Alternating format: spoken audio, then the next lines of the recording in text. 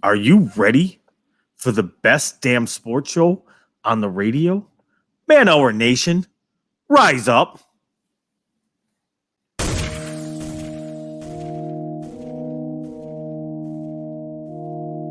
You don't want to be every time, no. I would like to personally welcome you to Man Hour After Dark. Say that while I bring you the host, Mike, Buck, and Cone. You know who's coming to the stage. Sports talk than what you about to hear right here. I second that. Go. You know that it's us when we talking about sports. Giving you facts on the field to the core. Tune in, we need the support. 1 hour too short, then listen some more. On all your stations, not dropping no music. Stripes like Adidas, but Nike just do it. Down 4 in the 4th, we go for the win. Michael 2 seconds, we taking it in. Buck, Mike, and Combs, you know what's going on.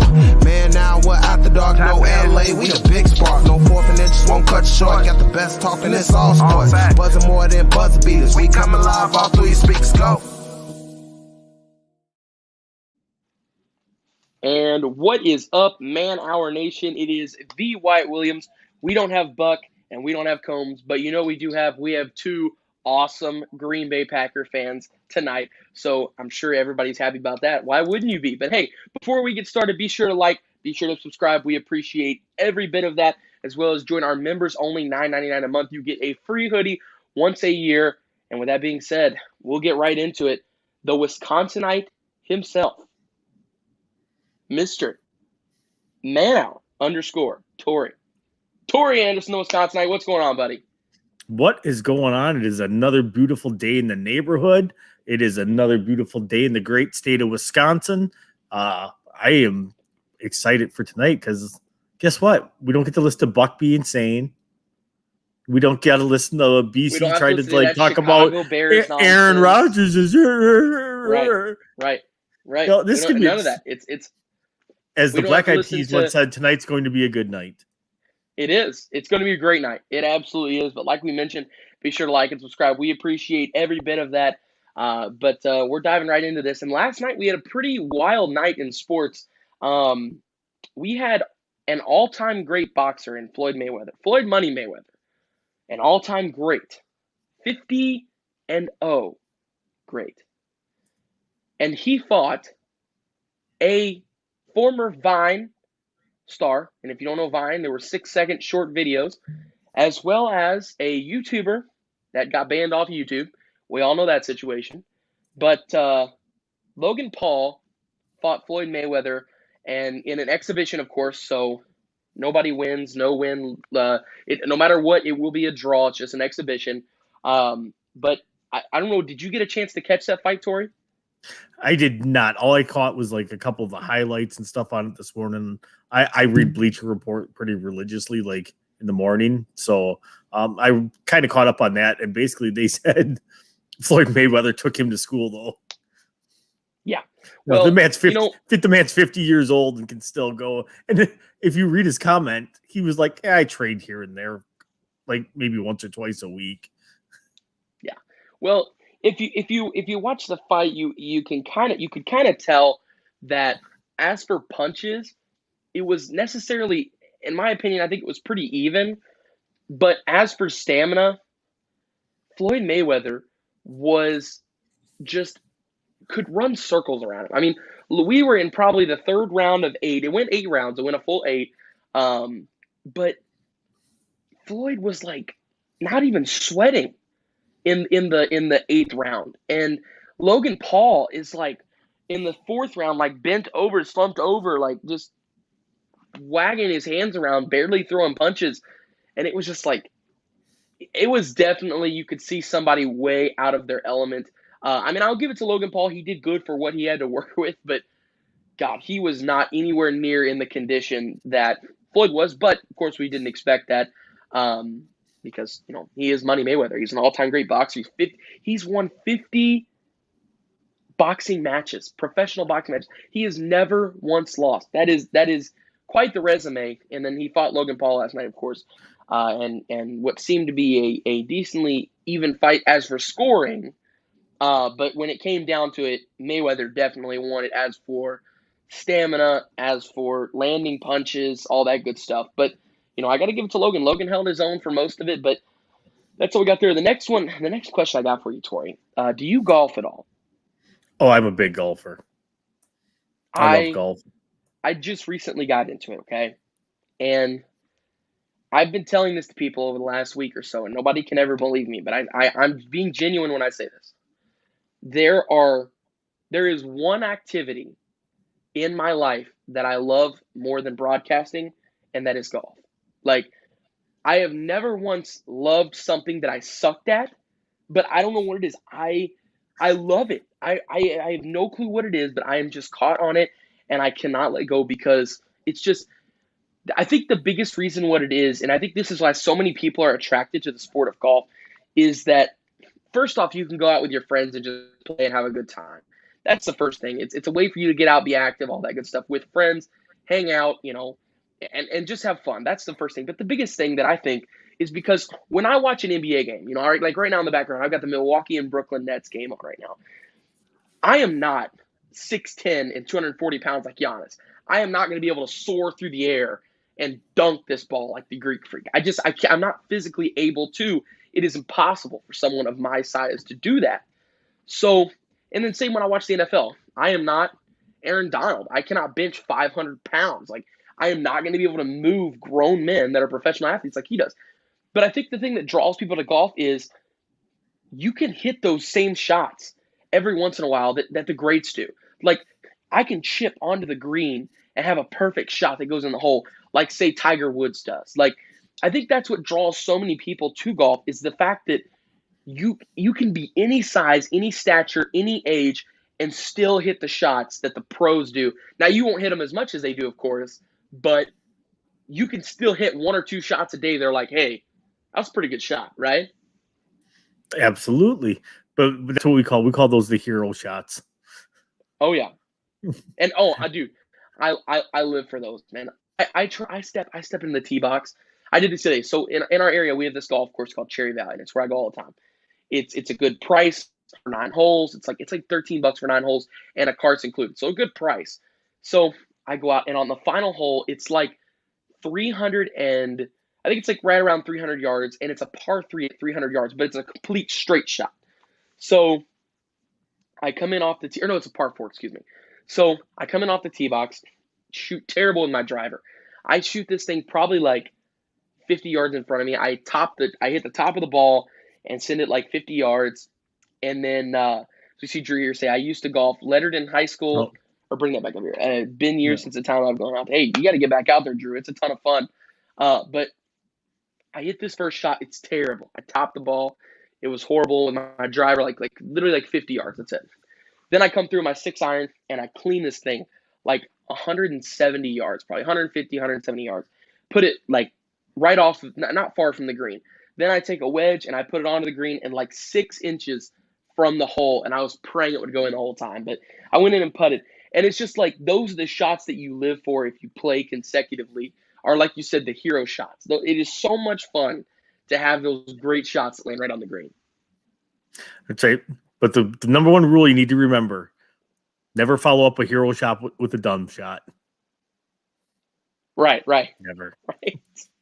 Never. Because the thing that I really like about golf is it's because it's on you. It's a mental game with yourself. Yeah. It's a challenge to yourself. It's nobody else's fault if you shank one off to the right or you shank one off to the left. Right. If you slice it, you hook it. It's all you. It is a mental. It's a 90% mental game, 10% muscle memory. And that's the other thing. Like people, a lot of people starting off like, I'm just gonna crack the crap out of the ball, and they will swing as hard as they can. And you can't do that when you play golf. I mean, you watch those long drive championships. Yeah, that's what they do. They get paid to do that. They have golf clubs to do that. They're very good at that too. They don't normally slice it. They drive and it goes straight up and lands right where they want it to every time. Yeah. So it's a tempo game. It's a mind game, and that's, to me, it's relaxing and frustrating all at once. Yeah. No, I enjoy every second. That's what I started playing probably a month ago, and I've already gone I'd say probably 3 weeks ago I started playing, and I've already gone like probably 10 times in a month. Like I'm addicted to it. I go all the time. I love it. Nikki goes with me. She's my caddy. She drives the cart around and drives me all over the place. And then, of course, I get my clubs out and hit. But Nikki goes with me. It's nice where you can just go out there and have fun. But like I said, I have never loved anything in my entire life that I sucked at as much as I love golf, because dude, Yep. I can shoot 100 over par, but if I have one good shot that day, it made up for it. It was a great day. It was great. That's the thing, and that's what keeps bringing you back every single time. We used to say, and a lot of people say it, a bad day on the golf course is better than a good day at work. Exactly. It's true.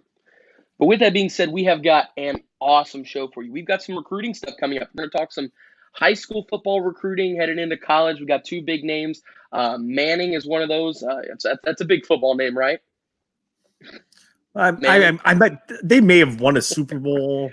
Right. I may have heard of them. I don't know. I'll have to look that up. I may have heard of the Manning somewhere along the line, but yeah, we've got some stuff with that coming up. We've got some NBA coming up, a new segment called Over Under. Guess who? A great and action-packed show for you, and we will get right to that as soon as we come back from this break. We will see you in 2 minutes.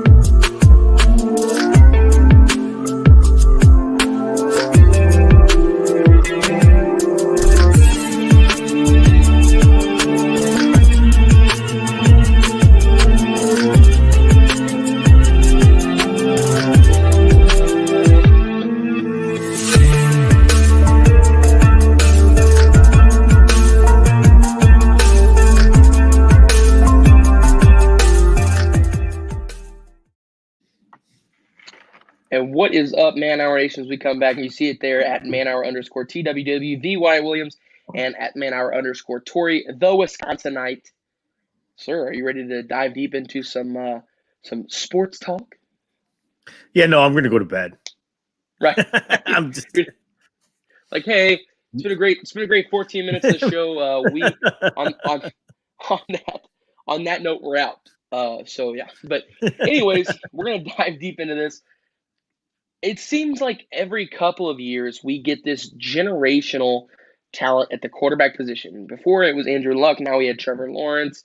And the next one coming, everybody continues to say, is this Quinn Ewers kid out of Texas. He's already committed to The Ohio State University. He's class of 2022, so he will be headed there next year. So Quinn, if you're watching, I'd love to have you on for an interview. But like I said, he's headed to Ohio State, and this weekend there was a big quarterback camp for all the recruits. I'm not sure where it was, but I know there was a big recruiting camp where they brought in all the top quarterback recruits from this class to classes before. Guys like Tate Martell were there, former 5-star quarterbacks that ended up not shaping out. Tate Martell. But anyways, so Quinn Ewers was there, and everybody is raving about this kid. I see it all over Twitter. I'm like, man, what happened? What did this kid do? What is so great that he did at this quarterback camp? Well, I'll tell you what was so great.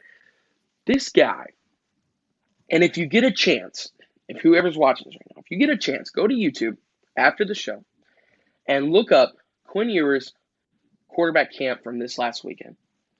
This kid is slinging the ball all over the field like nothing. He is sidearming it like it's nothing, like 20 yards away, sidearming it, floating it, and it's perfectly on target. No effort. And the thing that I love about the kid is he is Texas. He is what Texas is. The kid's got a mullet. The kid plays football, and he's really good, plays quarterback. And he wears boots and blue jeans everywhere. I love it. I cannot wait till 2 and 3 years down the road, everybody in Columbus, Ohio is going to be sporting a mullet and a pair of crap kickers on their feet in blue jeans. I cannot wait for the. You mean they don't already? Right, exactly. It's Ohio. So everybody in Columbus is going to be sporting that. The ones who don't, of course, already will be sporting this. But I wanted to ask your opinion on what you thought of this Quinn Ewers kid, because the hype is huge around him. But I think he deserves that hype. The kid is incredible. His highlights are great. His sophomore year, I think he won a 6A Texas state championship. That's hard. That's hard to do, especially at the quarterback position, to lead your team as a sophomore. So the kid's got the talent, it seems like. But I want to ask you, after seeing highlights and seeing everything that this kid is, what do you think of Quinn? I think Quinn will probably eventually be one of the best quarterbacks in the NCAA. The kid's got pretty much surefire first-round talent if it all comes together. There again, he is going to Ohio State. He's going to have the coaching.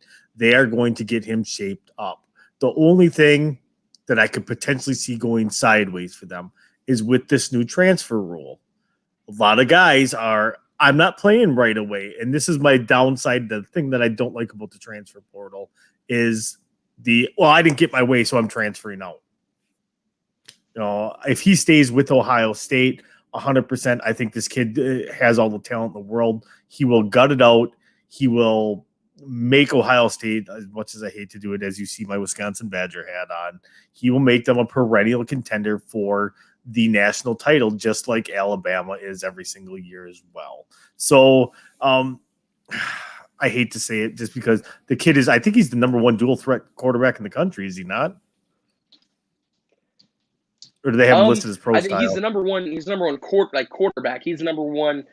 He's the number one kid in the class. He's a perfect 1.000 recruit on 24/7 Sports. I think he's the exact same one. I think Rivals has him as a perfect recruit too. And the last perfect recruit at quarterback was Trevor Lawrence, who turned out to be pretty good as well. Ended up, winning a national championship, going on to be the number one overall pick. Yeah, exactly. Right. He went somewhere in like the 7th round, didn't he? Right, first pick of the 7th round, somewhere in there. But no, the kid's got loads of talent. I am extremely excited to see what he does. The biggest thing I'm excited about is that our boy Zen, who's on this show all the time, Zen Mahalski, of course. Congratulations, Zen, on graduating this last weekend with all of us. But Zen will be blocking for him. That is crazy to me. Like I was sitting there the other day sitting down thinking, like, man, we were all just playing middle school football, it seems like a week ago. And in a year, he will be blocking for Quinn Ewers, who, in my opinion, will go on to be a most likely first overall pick in the NFL draft in 3 years after Ohio State. See, you said you want to get him on the show. You need to work that Zen angle. Be like, Zen, right. we need to tag team and have you and him come on. Like, yeah, you gotta learn how to work those back channels, my friend. Exactly. I gotta go to Zen and be like, look, man, like if I could give you like, $20, maybe 40, 20 to 40 bucks to a college kid is huge. So, well, he does go to Ohio State, so maybe he gets free tattoos. That's true. He gets free tattoos. Well, that's what they got. That was what they got in trouble for that after the national title, like because some tattoo shop was giving them all free tattoos. I didn't even know that. That's crazy. But still, I mean, I guess our boys Zen and Quinn Ewers are gonna go get free tattoos in Columbus. I don't know, but but Zen, I just thought it was crazy the other day that Zen, who we've had on the show, who I played on the same field with, and all this stuff, is gonna be blocking for Quinn Ewers. The one that I feel bad for, honestly, are the Ohio State quarterbacks that are there now, like C.J. Stroud. C.J. Stroud is actually a very talented quarterback, and I think he's going to be good, but he's going to fall into the exact same position that Tate Martell did and the exact same position that Joe Burrow did, where there's this kid that's coming in, and he is the best quarterback in the country for that class, and he's one of the best quarterbacks in the country as is for the NCAA, and guys like C.J. Stroud are genuinely just going to suffer because of this. So honestly, I think it also opens some eyes to see where C.J. Stroud could potentially transfer to if he elects to leave Ohio State because Quinn comes. But nonetheless, this Quinn Ewers kid is insane. But speaking on recruiting, moving on to our next piece of recruiting here. Arch Manning, okay? Pretty big name. Manning, of course, we mentioned that earlier. But Arch Manning, son of the oldest man, what is the oldest Manning's name? Cooper, yes. Why did I forget that? But anyways, Cooper. So Cooper, they said, was the best of the three boys of Cooper, Peyton, and Eli. Of course, Peyton and Eli went on to go and be Hall of Fame Super Bowl quarterbacks in the NFL. But Cooper, they said, was the best athlete of all of them, and he headed to Ole Miss to go play football as a wide receiver. He wasn't a quarterback and had some kind of a blood disorder. I don't remember what it was called, and he could not play football anymore. So, of course, then Peyton Manning and Eli gave him the promise that they were going to go play for him, and they went on to win a combined 4 Super Bowls between them, which is pretty crazy as is. But Cooper's son, of course, Arch, named after his grandfather Archie, is coming into college in a year. He's in the class of 2022 as well. And he was at Clemson camp this weekend. Of course, the NCAA has finally lifted the dead period. That was the big news over the weekend, too, is the NCAA finally lifted their dead period where recruits can go to these colleges. They can check out facilities, all this stuff. Zen told me he literally had to stand outside of the Ohio State facilities. There had to be a glass wall there between him and Ryan Day, and they had to talk on the phone with a glass wall between them because the NCAA recruitment period, they could not be in the same building. Coach, am I in prison? Together. Huh? Like in prisons, prisons, it's got glass. Literally, it was just like that. Coach, am I in prison? He had to drive, say he was taking a trip to Columbus. When he got there, he had to stand on an opposite side of a glass wall of Ryan Day and talk on the phone. I just thought that was crazy. The NCAA should have lifted the dead period a long time ago, but that is beside the point. But finally, they have now lifted it. And all these recruits are going crazy to go to these colleges. First place, and I find this crazy, actually. I find this funny. The first place that Arch Manning goes is Clemson. Does that maybe say something? Is he going to – I mean, I don't want to speculate here and jump to conclusions, but I'm just saying if this kid has offers from pretty much everywhere in the nation and the first place he chooses to go is Clemson, I don't know, Dabo Swinney might be onto something here. And he might have his quarterback of the future coming in after Trevor and this DJ Ugalele, who I cannot pronounce the last name. But speaking of Ugalele, his younger brother Mateo, who is also a top 15 recruit, he plays tight end in the class of 2022. They're both at this quarterback camp together. And Buck is not on tonight, so I cannot show the clip, so I will explain it. But the clip starts off, and I'm sure everybody's already seen it. It's a viral clip. The clip starts off with Archie. He gets the ball, takes like a 2 or 3 step drop, and when he pump fakes, he spins the ball in his hands and then throws a laser like 40 yards down to the corner of the end zone where Ugalele brings it in and catches it for a touchdown. Everybody's raving about it because of the pump fake that he flipped the ball on, how beautiful the throw was. Everything was perfect. Arch looked incredible at the Clemson camp. From the highlights that I saw, he looked great. But nonetheless, the ball flip, the pump fake, this is what I thought was funny. So we've mentioned the history of the family of the Mannings. Eli comes out on Twitter, retweets the video, and says, I taught him that. So, Tori, I got to ask you, do you really think that the flashy athlete that Eli Manning was, do you think that he taught him this, or do you think this is just a joke? Maybe he did. I don't know. It's really hard to tell with Eli because Eli actually is pretty funny. Not quite Peyton he's a funny funny. guy. He is funny. And so part of me thinks, yeah, he's just messing around. The other part of it is like he beat Tom Brady twice. So exactly. He's sneaky good. So I couldn't tell you. All I know is that's amazing. And I am a huge fan of watching like recruiting. So I love it. I follow everything when it comes to recruiting. Like Yeah. I can tell you who the Badgers are talking to for the 2023 recruiting cycle already. Who are they talking to? A couple of running backs, a quarterback. I'm just kidding. But no, I just thought it was crazy too. You know, and people are overlooking the throw, I feel like, because of this pump fake where he spun the ball. It looked really cool what he did. But through this, people are overlooking how great the throw was. I mean, it is I think it's like a 40-yard throw, but it's in the back of the end zone, and it was put where only Mateo could bring that in. And of course, it's funny because Mateo was there. His brother DJ was right by because he is going to be the starting quarterback for Clemson coming up this year. And man, I can do you know how to pronounce that last name? It is Is it ukulele? I think that's what it is, right? It's got a bunch of vowels in it, and no. It looks like Antetokounmpo, just a little more confusing. Yeah, I'm just going with ukulele. Right, ukulele. No, but nonetheless, all of the ukulele, however you pronounce it. I apologize for botching the last name there. However you pronounce it, all of those kids are incredible at football. Really excited to see what they do at Clemson. But like I said, it was just eye-opening to me that he has offers from Alabama. He has offers from Clemson. I believe he still holds an offer from Ohio State. I doubt he'll go there, of course, because Quinn Ewers is going there. And he'll want to go somewhere where it's his own situation. He's, of course, got offers to Ole Miss. He's, of course, got an offer to Tennessee. I mean, I think if your last name is Manning, it doesn't matter if you play soccer. If you wanted to go to Tennessee or Ole Miss, I think you could probably get in.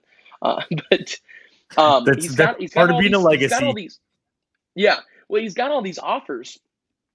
And it's just, I don't know, it's just weird to me that of all the offers he had, he didn't go to Ole Miss first, where the whole family went except for Peyton. And Peyton, they weren't a fan of Peyton not going to Ole Miss. Everybody wanted Peyton to go to Ole Miss, but he went to Tennessee. Second choice, he didn't go to Tennessee, where Peyton went. So that opens a little bit of an eye to me that Tennessee and Ole Miss couldn't get him to come there first.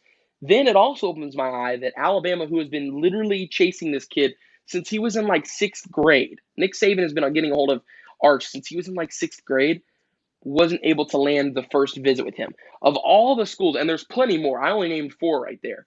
There's plenty more, but of all of the schools, Clemson is the one place he goes first. I find that ironic. Do you see anything funny about that, or do you think it just happened to be the dates worked out that way? I'm guessing it's the dates worked out that way. You're going to go to the place where you get his exposure. So that was probably the first place he could go get maximum exposure for him. Not that he really needs any more exposure, right, but right. to show off the skill set, stuff like that. It's build your brand, and that's what he's doing already. Not that his last name already didn't do that for him. Exactly. However, the thing I do give Arch Manning credit for is Arch Manning wants to be Arch Manning. He does not want to be Eli. He does not want to be Cooper. He does not want to be Peyton. He does not want to be Grandpa. Well, so he wants to be him. Yeah. Well, kind of piggybacking off what you said there, his play style is so different too, where, Eli and Peyton could run a little bit. Yeah, he's extremely mobile. Yeah, Eli and Peyton at the beginning of their career were actually decently mobile. Just as time goes on, they became more of the pocket passer role. Really, kind of as soon as they entered the league, they became the pocket passer role. But in college, they were actually decent athletes running wise. But Arch is faster than that, and I think it also comes with the fact that Cooper is his dad, and Cooper was going to be a wide receiver as is. So I think he's got those wide receiver genes in him, and the quarterback, of course, kind of came along with it. But he's got the speed of his dad, what Cooper had playing wide receiver. So I think he's going to be a really exciting recruit, and I'm excited to see where he goes. But the biggest thing I wanted to present here, I am hoping and praying that he does not go anywhere but Alabama or Clemson. And I'll tell you why. And it's very important. Can you imagine 2 years from now, 3 years from now, whatever it is, Quinn Ewers at Ohio State, a generational talent, the mullet, versus Clemson or Bama, both storied programs with great culture of football and already a great rivalry. Clemson, Bama, and Ohio State meet in the college football playoffs every year, so they already give us some insane matchups. But can you imagine that? A national championship where Quinn Ewers, let's just say he goes to Clemson, Quinn Ewers at Ohio State, Arch Manning at Clemson, national championship game. It would be electric, fireworks. I cannot wait. It would be an awesome matchup. But I will say, even though he did go to Clemson first, a lot of signs are kind of pointing toward Tennessee or Ole Miss just because of the family genes, just because of everything there. A lot of athletes really, of course the name's important. Of course you want to go somewhere big because you get exposure if you're trying to go pro, all that stuff. But the main thing, too, is you want to go somewhere that feels like home. And I could almost guess that Arch Manning has been to the campuses of Tennessee and Ole Miss quite a few times in his life. If I had to guess, I'm sure he's been there a couple of times to Tennessee or Ole Miss, wouldn't you say? I would guess. Although Ole Miss is home to the greatest tailgate party in all of college football. Really? Yes. Look it up. YouTube it. Have you been to said tailgate party? I have not, because I was mad they outranked the Badgers because then I was watching it and you read it. Not being able to make it, it's all out of spite, is what you're telling me. No, but then you watch the videos and stuff of how they set up. It is amazing what they do. Wow. It's a sight to behold. So I still think he ends up at Ole Miss. You know why? Because as soon as he announces where he's going, that's instantly going to bring other recruits there that want to play with him. That's true. So it raises the level. And Ole Miss, the last few years, is a program that's on the rise again. They went downhill. They were on the rise when Eli was there. When I believe they had Eli and Deuce McAllister both there at the same time.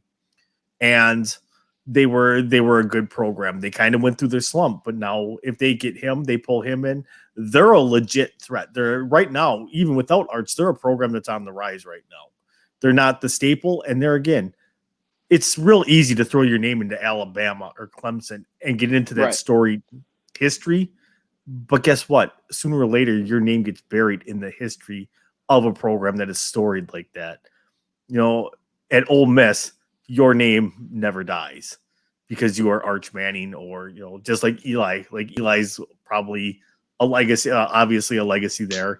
And I really think the way that Arch is with his demeanor and stuff like that, he wants to do things his way and kind of build something up of his own. And that's why I think he eventually does still end up at Ole Miss. I think Tennessee is just too much of a mess still for anybody to still want to really touch it. So I think he still ends up at Ole Miss. I mean, personally, I think that's the best program for him right now too. And I think, kind of adding to your point of, I don't think he'll go to Tennessee. Tennessee just signed a kid from Center Grove here in Indiana. He's a 4-star. He is the Elite 11 camp for quarterbacks or whatever. Yep. So you know who Trace Jackson Davis is, right? The basketball player for IU. I have no. But he's like their best basketball player. He's projected to go, first round of the NBA draft or whatever. But his younger brother Taven is going. He's a 4-star, and he is a top 11 quarterback or whatever. And he is headed to Tennessee already. So, with him heading there for his freshman year next year, that means Arch will be a class behind him. Not saying that Arch couldn't beat him out. Now, what I'm saying here, I would just guess that I don't think that Arch would go there just because they've already got that big name quarterback coming in, as well as the fact of, like you mentioned, the family history at Ole Miss there is incredible for all of them. A lot of signs do point to Ole Miss. I don't know, but it's going to be very interesting to see where he goes. The thing that I like about Arch the most, though, is how you get these athletes that are like just so out there. Like everything's on social media for them. They've got all these followers, all this stuff, right? Arch isn't even verified on Instagram yet. He doesn't even have the blue check mark by his name. He's got none of that, as well as he's a private account on Instagram.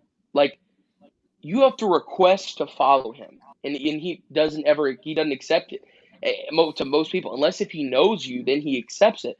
But he keeps his group really small, and that is something that I've always admired about him, is how different he is than other athletes. As for flashes, and it's funny, you can see it kind of come off of the man, because none of them are really, flashy in a sense. I mean, but you got to look at who he had. He had Archie, he had Peyton, he had Eli. Yeah. He has people around him that A, were class acts, B, know how to handle the situations, and have coached him through this whole thing. So he knows. And there again, I have nothing but respect for this kid, because he has listened. He's actually sat and listened. When I was 18 years old, I wasn't listening to anybody.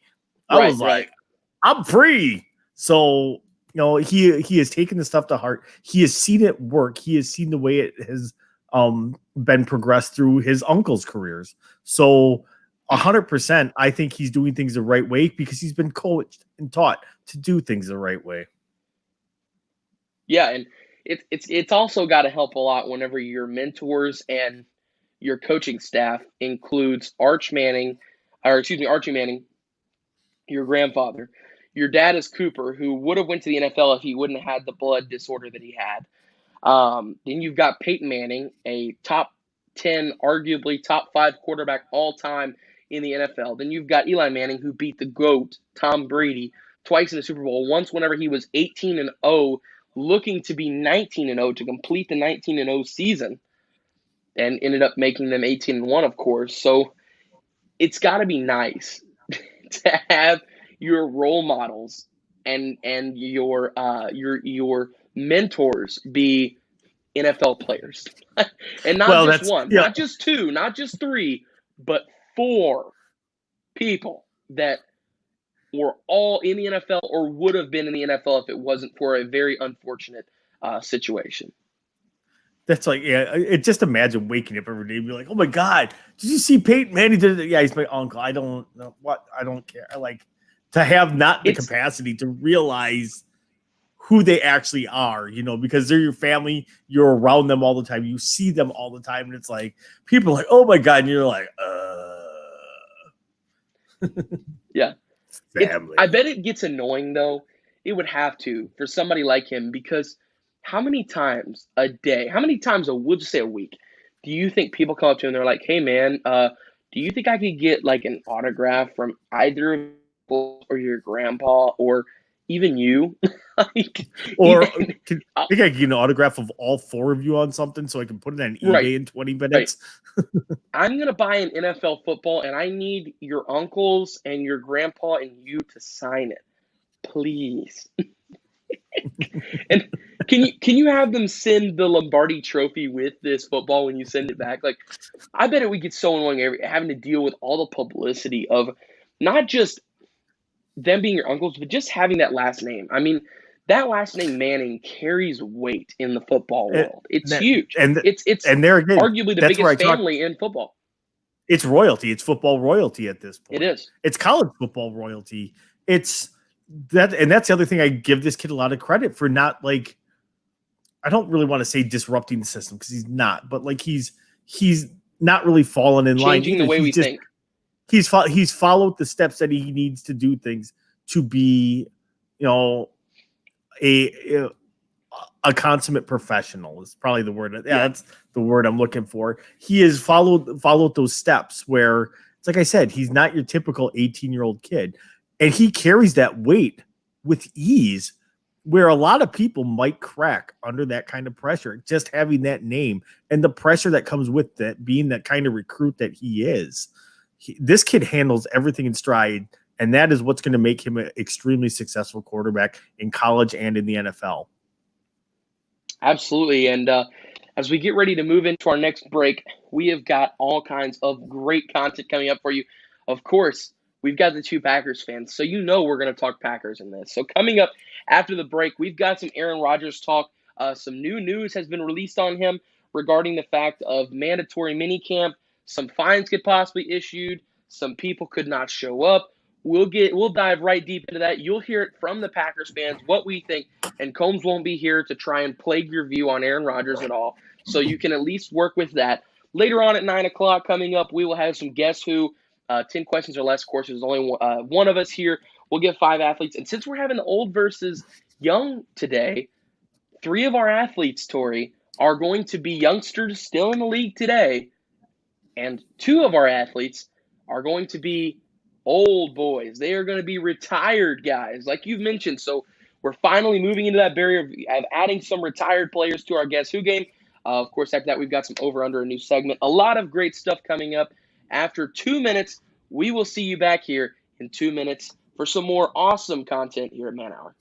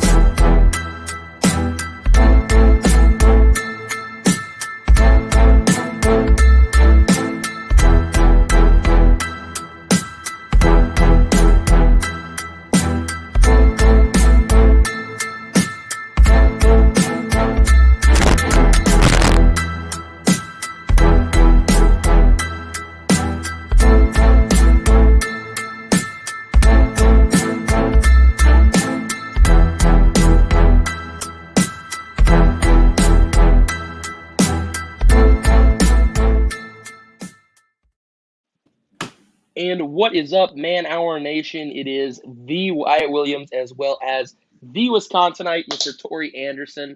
And we've had a great show so far, Tori. Got some recruiting news in. Talked some golf earlier, of course, because I am eventually going to be the greatest golfer on earth. Not exactly, though. But Nana comes in and says, "Hey, family, I am only dropping in for a minute. I've been trying to get my house ready for an appraisal." There you go, Nana. Miss you guys, but I'll be back soon watching each and every show. Love you, Nana. We appreciate everything you do for the show, watching, commenting, all that stuff. So with that being said, we talked about it a little bit, touched a little bit on it, before the break. But we're gonna dive right in, Tori. We're just gonna jump right into this, okay? And it is on our boy Aaron Rodgers. And I know you were very confident that you were in the group.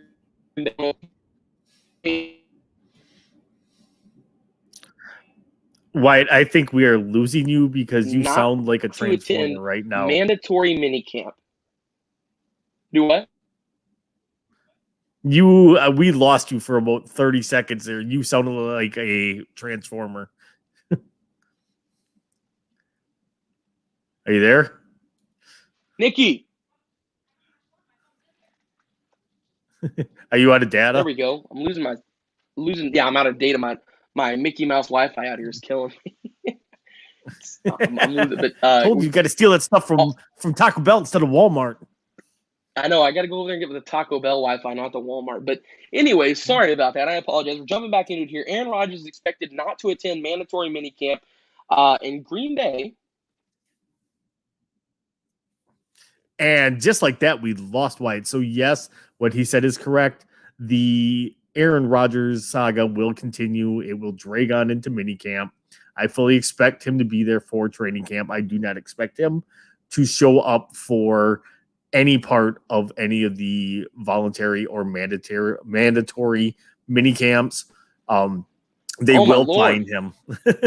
I promise you guys, I'm not trying to do this, but like I said, my Mickey Mouse Wi-Fi out here is really just throat punching me right now, man. But anyways, so yes, Bay, of course, can fine him up to $93,000 and $93,085. I don't know why they put 85 on there, but it is what it is.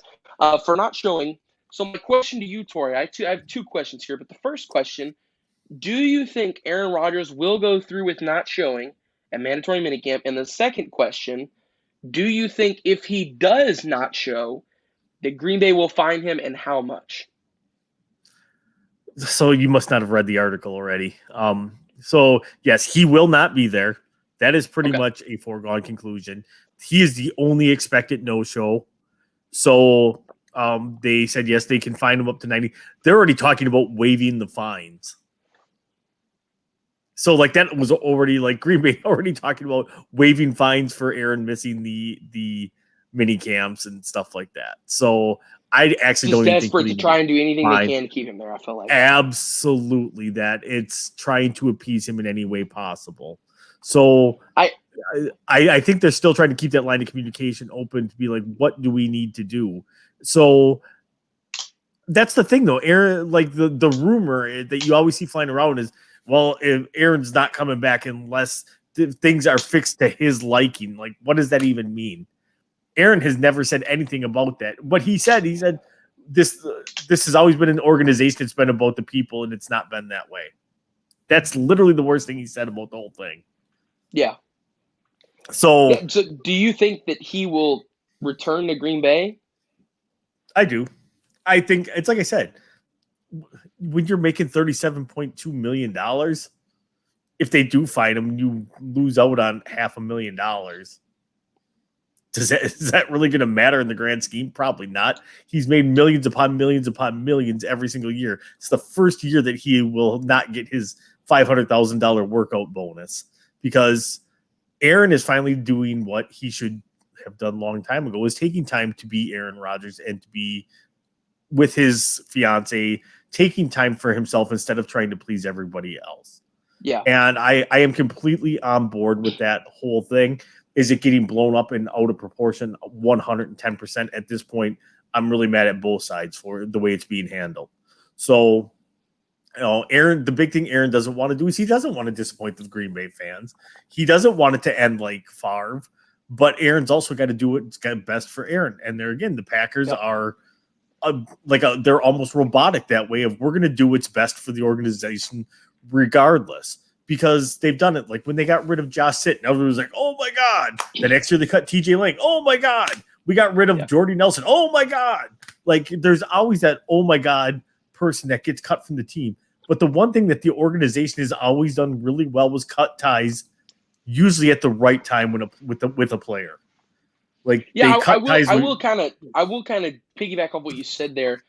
It seems like as soon as they had cut those players, they really digressed as for the way they play, their capabilities of what they do on the field seem to immediately digress as soon as they leave Green Bay. So I do agree with you there that I didn't like that they cut.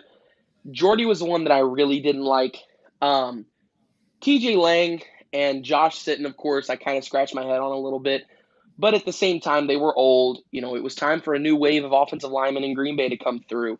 So I do agree with you there. Jordy Nelson kind of ticked me off a little bit. I felt like the biggest one that I didn't like that they did was, and this one is one that nobody talks about, is Jake Kumaro.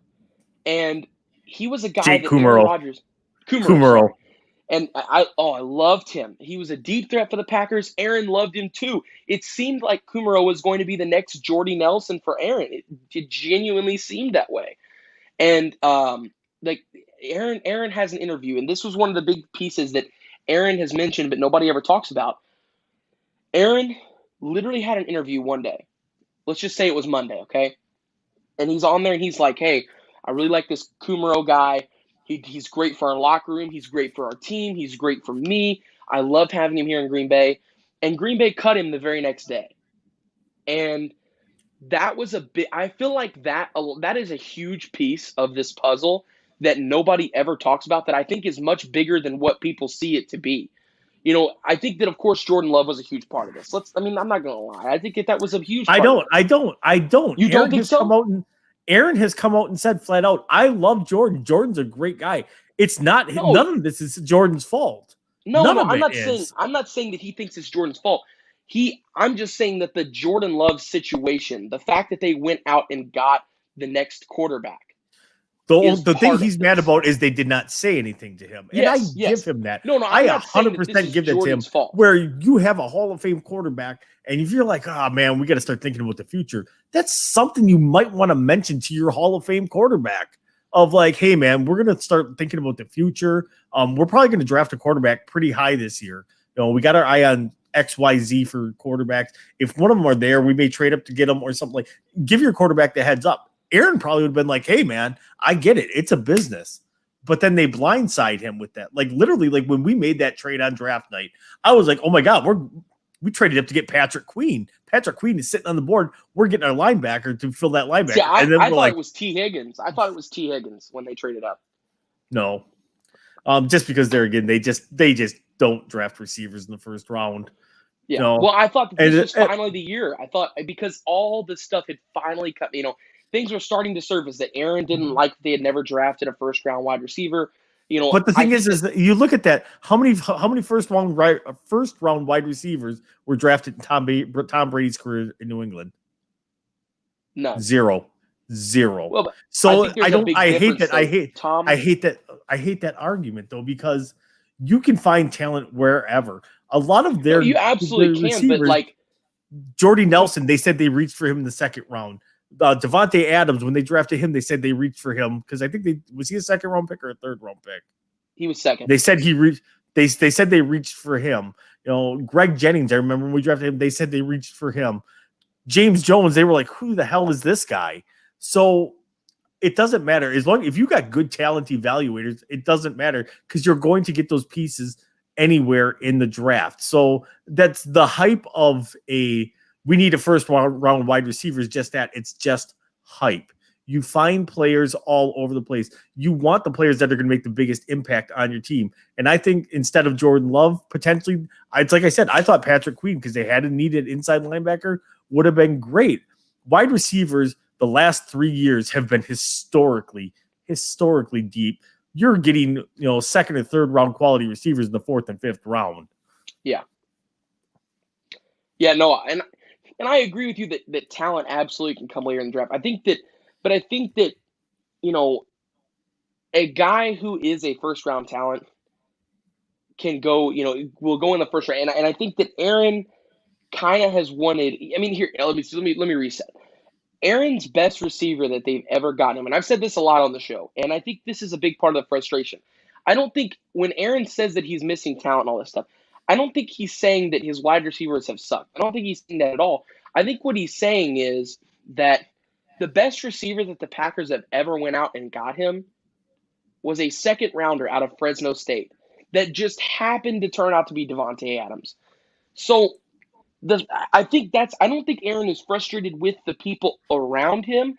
I think he's frustrated that they haven't went out and got someone earlier in the draft who is already developed more. It took Devontae Adams 4 or 5 seasons to get where he is now. Whereas for a guy like DK Metcalf, he just jumped in and was bam, right on it. Boom. Like already a top 5 wide receiver, he jumped in. But the thing is the year that they were talking, like it was actually, I think his 4th year when he took off, when Devontae took off, that they were like, the year before, everybody's like, we got to cut him. He sucks. Yeah. Because he had his struggles. But that is the MO of Packers receivers. It always has been. When Jordy first came, Jordy had a major case of the drops and didn't develop till his third or fourth year.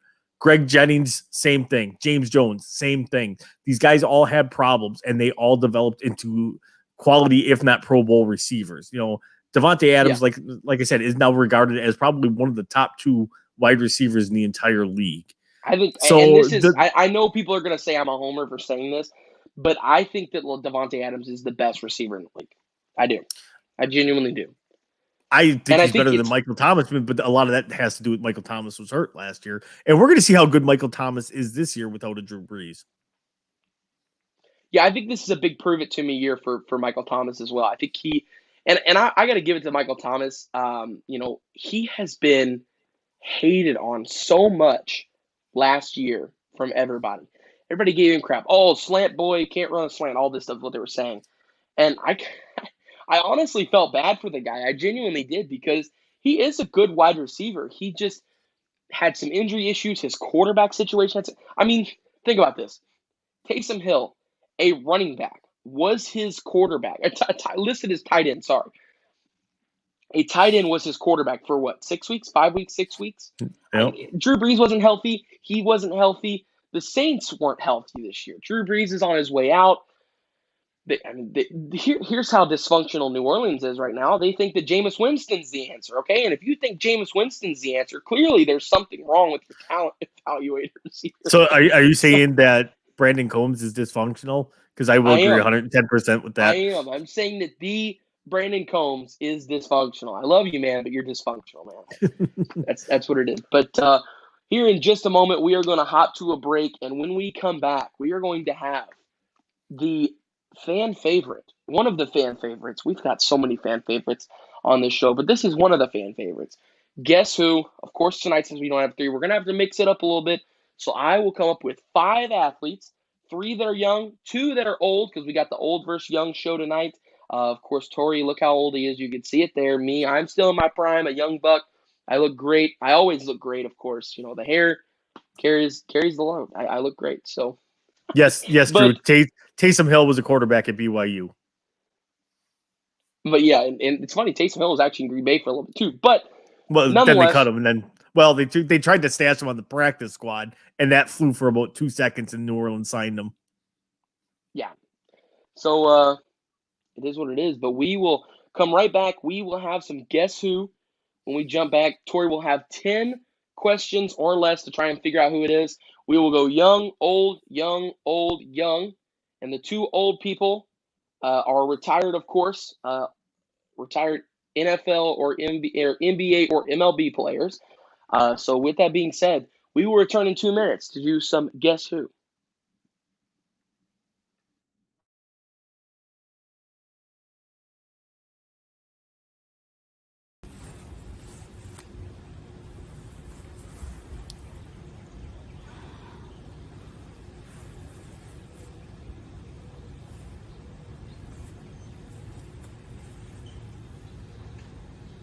ManHourRadio.com.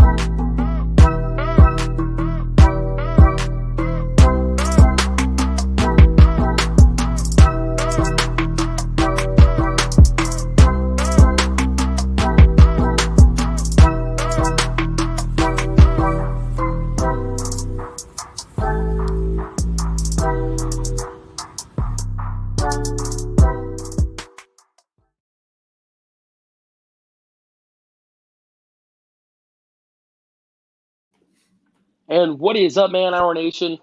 We are back. No more 30-second of a black screen for you. I decided not to let it wait into it, but we are back nonetheless, and we have got some Guess Who.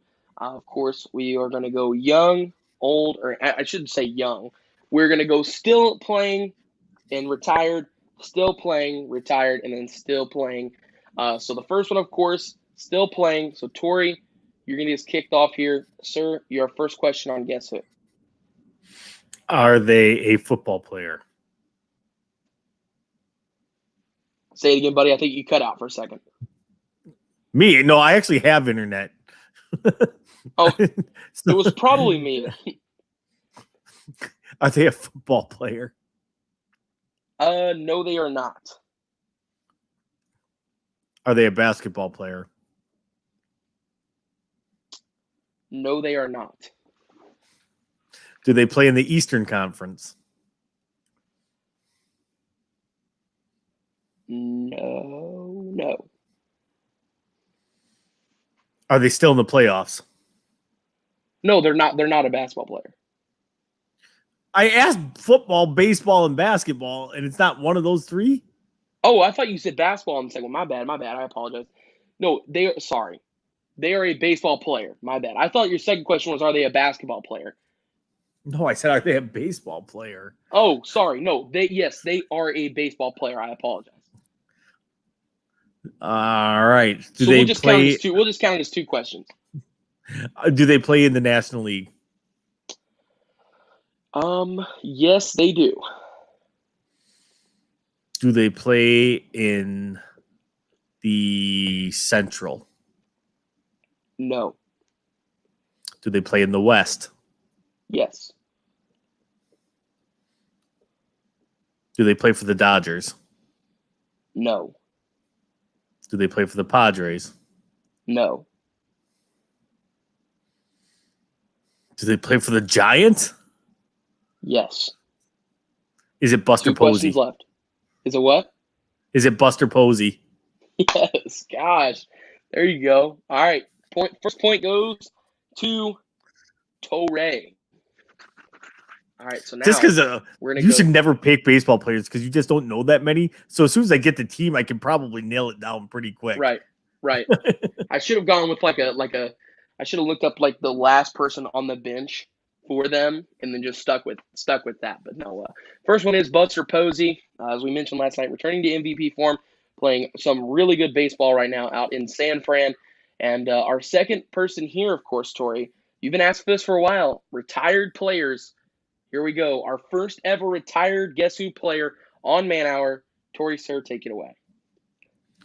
Wait, you're answering this one, right?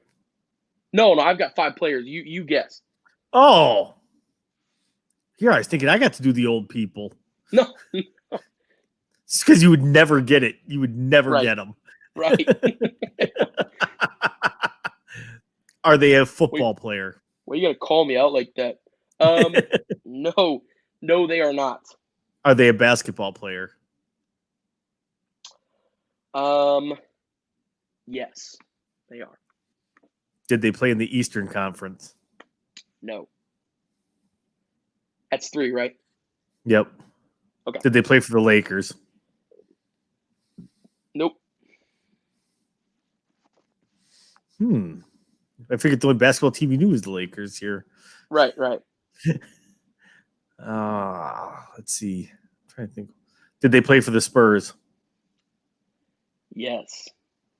Is it Tim Duncan? Gosh dang it, man. That was fat. What? I didn't think you'd know. I didn't think you'd guess the big fundamental. What, 4 questions? 6. It was 6. Oh, 6. Okay. Because I went football, and then I asked basketball, and then I asked, are they in the Eastern Conference? And then I asked, do they play for the Lakers? Then I said, do they play for the Spurs? And then I said, is it Tim Duncan? Actually, so I got it in 5. I take that back. Gosh. All right. Your next one, and this one is still playing professional sports. Current player. Are they a basketball player? No. Are they a football player? Yes. Do they play in the NFC? Yes. Do they play in the NFC North? No. Do they play in the NFC South? No. Do they play in the NFC West? No. So they're NFC East. How many questions is that? What, 6? 7? That's 6. 6. Okay. Do they play for the Giants? No. Do they play for the Cowboys? Nope.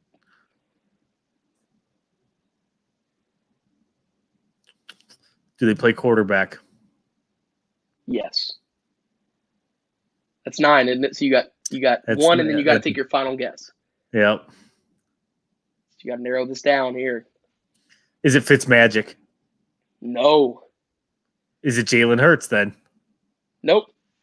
It is Taylor Heineke. You used him already. You used him the last time we did this. I did not. Buck probably did. No, you no. I used No. Taylor Heineke. You did because I guessed him last time, and you're like, ah. Oh, okay. Here. Then we'll reset. I'll do another football player. No, keep going.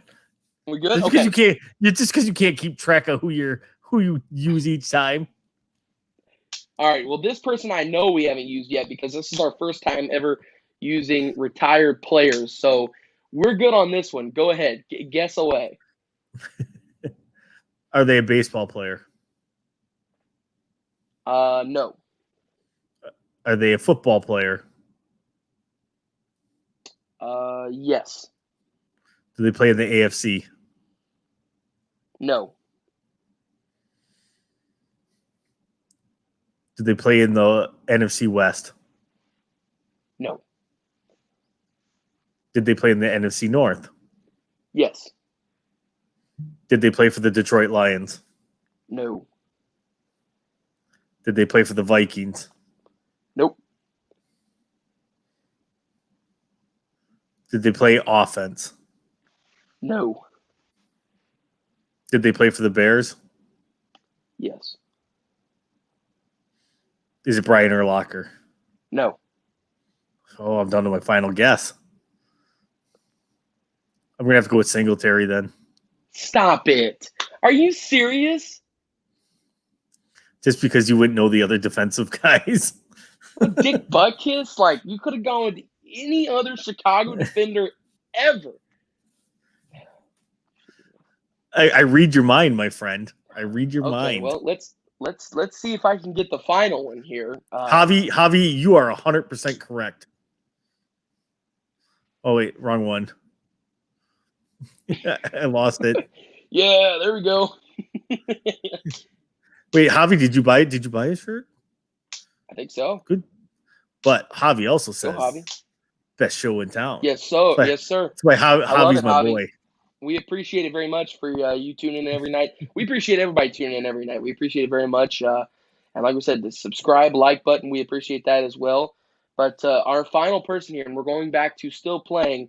So now that we finished our final ever retired oldies version, Tori, did you enjoy that? Did you enjoy getting a dose of I the do. past? I do like to reminisce. It's like I said, we could never have you go against me with the retired players because you would just be dumbfounded. Right. I was hoping what were the 2 players you came up with? So I was going to use Roger Craig. I don't even know who that is. Right. And Tim Crumry. I've heard that name, but I do not know who he is now. Roger Craig was Who are they and who they play for? was the star running back for the Niners with Montana and Rice. He was the original dual threat running back. And then the second? Tim Crumry was a defensive end from the Cincinnati Bengals, anchored their defense for many, many years. Had a nasty leg break in the Super Bowl. Like, Google it. There's probably a video of it of Tim Crumry broken leg. I'm good. I've seen enough of Alex Smith and Joe Theismann, Paul George. Oh, it's not. It's not quite that bad, but it's pretty gross. Like he goes and like the legs just like. Ugh. I hate that so much. Ugh. Anyway, so our final person here, and they are currently playing a professional sport. They are currently in a professional sports league. So it's not Tori, Kobe your first Bryant. question. What? Nothing. Since it's not Kobe. No, it's not Kobe. All right.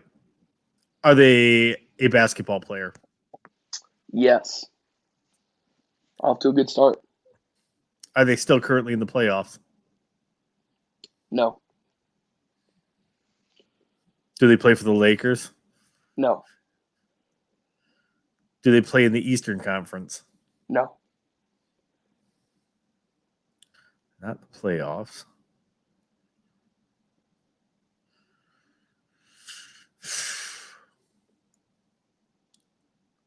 Are they a guard? Yes. Do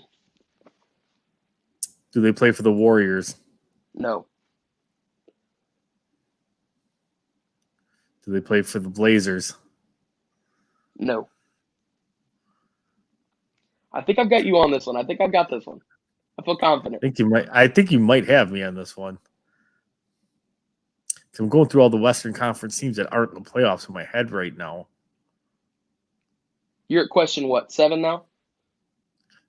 Yeah, this will be my 8th one. Do they play for the Thunder? Yes. Is it Shea? Yes. Dude, what? I mean, what am I supposed to do? Like, I have genuinely tried everything now. Oh, God. Shea's one of the next time we best do guards, this- one of the best guards in the league, up and coming. I love Yes, him. he is. I love his game. The next time that we do this, I am not going to tell you which players are retired and which players aren't. So that way you have to waste a question on that, okay? From now on, I will be doing Nope. that because you didn't even need 10 on all of your answers except for one. You needed 10, and you guessed it with the last question you had. So, you know what? No, Tori, because I missed the one. I missed one. I only went 4 for 5. You got Singletary. Yep. But which one? I missed Heineke. Taylor Heineke. Yeah. Got Buster Posey in 9? Tim Duncan in 5. Taylor Heineke, I got you on, but I didn't realize we had already used Tim. So my apologies on that one. Mike Singletary in 10, right? 10. Yeah. Yeah. And then Shai and then in Shea 8, 9. Yeah, 8.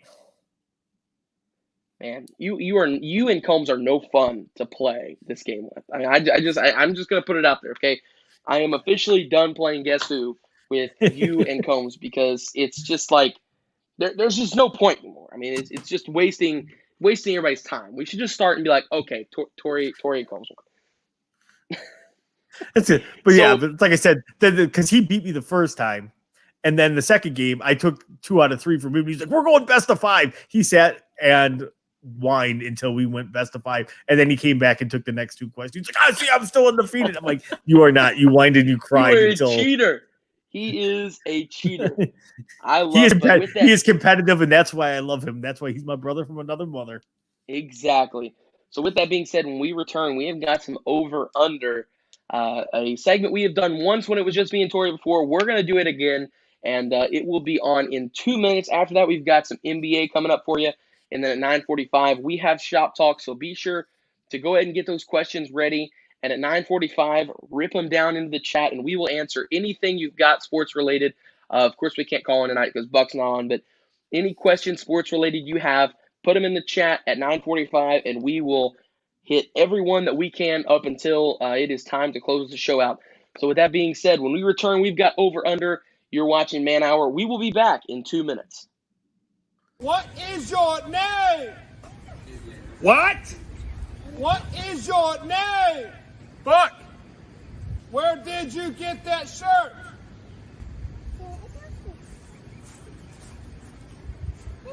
It's funny that you should ask that. Head over to manhourradio.com. You can pick up the shirt up. $15.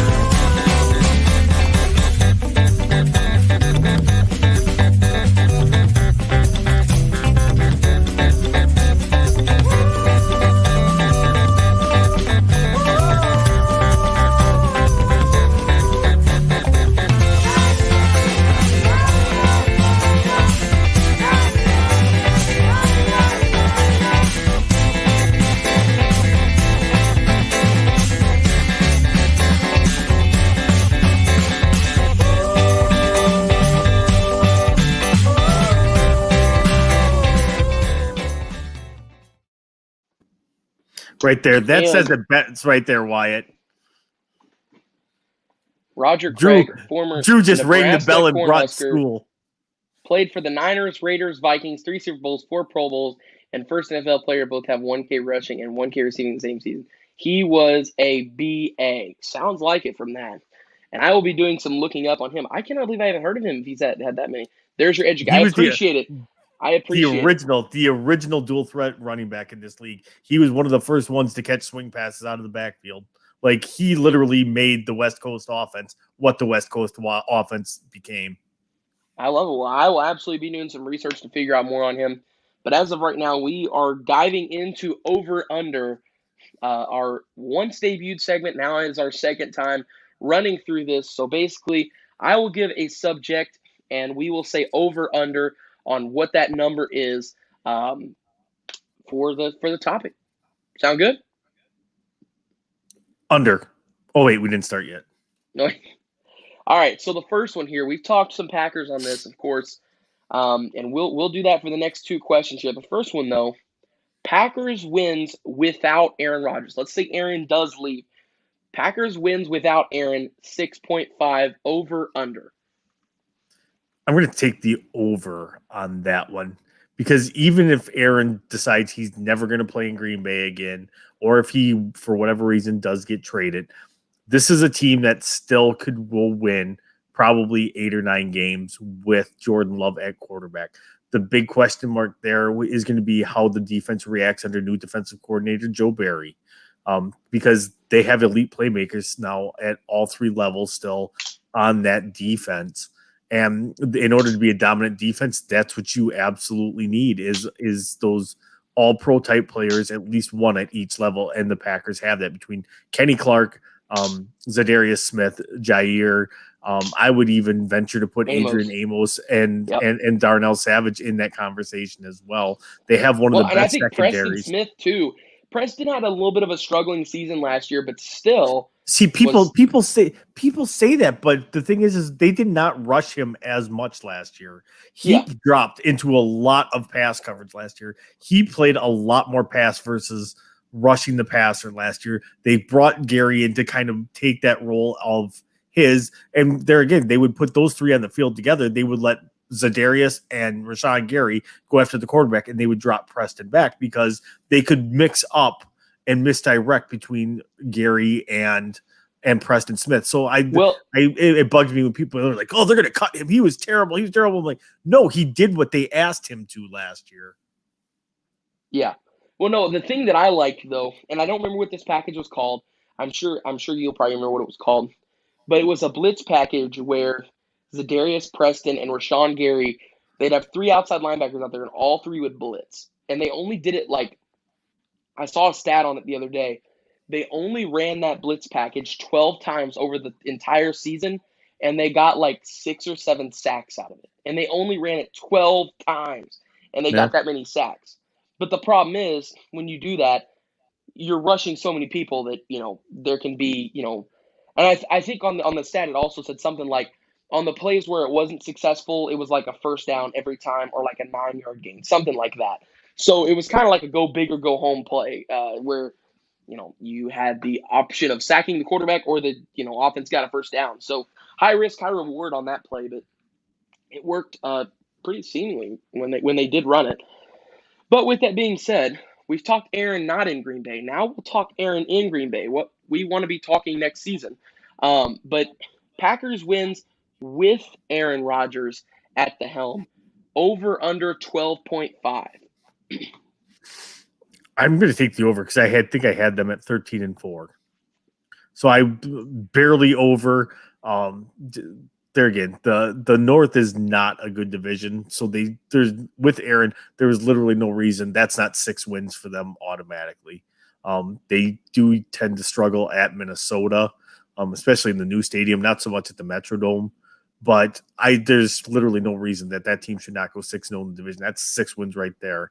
I have them losing a couple of games, and I think they're all against AFC teams, if I remember correctly. I'd have to look at my playoff predictor thing, but I know I had them losing to the Chiefs because it's at Kansas City. I had them losing in a couple different places there, but their schedule, even as a division champion, is not awful. So, Yeah. I mean, Well, I'm gonna take the over as well. I think they finish with 13 wins as well if Aaron is at the helm. I will say though, I think there's only 5 guaranteed wins in the division because it's so weird. We always split with the Vikings. I think we'll beat the Bears twice. I think we'll definitely beat the Lions twice. I have not even if we don't have Aaron, I have not a worry in the world about the Detroit Lions. Bo's about to light you up. Say right. Lions twice. I love you, Bo, and I hate to call out your team, man, but I got to do it. But I think we get 2 wins over the Lions, no matter what. If Jordan Love is at the helm, I think we get at least 1 win against the Bears. I think we'll split, and I think we'll split with the Vikings as well. But regardless, I think that with Aaron at the helm, I think it's 5 wins. Jordan Love is a better quarterback than Andy Dalton is right now. Yeah, I would still take a sweep over the Bears. Jordan Love would probably go at worst 5-1 in the division. See, and I think the other thing though, I think it depends on when Justin Fields comes in. Because that's the wild card. And Andy Dalton, there's no way he plays more than 7 weeks this year. There's no way. I'm 8. I'll say 8 weeks. There's no way that they don't. At minimum, at maximum, it'll be 8 games for Andy and 9 games for Justin. I don't think there's any way that Andy has the whole season. There is no way. And if they do that, then it's typical Bears fashion. They will find a way to screw it up. They always do. So they're going to. So it wouldn't surprise me. But if Justin Fields doesn't start at least 9 weeks this year, the Bears just, are being the Bears. Okay. Hold on. I'm gonna address this one from Bo. I never said that I think Jordan Love is good. The thing is, though, is the talent level around him can cover up for a lot of deficiencies right now. Yeah. Between Aaron Jones and A.J. Dillon at running back, they're going to be able to establish the run. You have Devontae Adams. You have Robert Tonyan. So you're pretty much set. You got Lazard. You got MVS, who I just wish could get just a little bit more consistent. Amari Rodgers is probably going to play a big role in it. There is a ton of weapons. Even if he plays dump-off ball, they still win a lot of ball games. I don't think their ceiling's very high. I think their max win total would be 9 wins with him at the helm. And I would say that their floor probably would be 6 wins. But I do believe that they would probably be right around that 8 or 9 win mark still, based off of the talent that's on that team still. Yeah. That's what I agree with you there. I don't necessarily think it has anything to do with how good or bad that Jordan Love is. I think it's just the fact that, if you stick any NFL capable quarterback in the Green Bay Packers, they're going to at least walk away with 5 to 6 wins because of the talent around them. They've got Devontae Adams, arguably the best receiver in the league. They've got Aaron Jones, arguably the top receiving and running back in the league. He's a top 3 at the receiving and running back situation. And you've got a good defense backing that as well. So at the end of the day, no matter what NFL capable quarterback you stick there, I think at least 5-6 wins comes out of it. And I think that Jordan is capable of getting at least 8. Of course, he could jump in and be incredible, but we don't know. We'll see how that all works out. But moving on now, the big question I had here, Big Ben Roethlisberger, who is returning to the Steelers. How many seasons does he have left? 1.5 over under. I'm going to take the over because I think it's 2, because they really don't have an heir apparent unless they're going to really buy into Dwayne Haskins. So, see, I want to say they do. I want to say they give Dwayne a second shot. But the thing is NFL, Dwayne Haskins was immature. And if he's going to an organization where he needs to mature and become a professional, he went to probably one of the best organizations all of football to learn. I think it's a top 3 organization for being mature.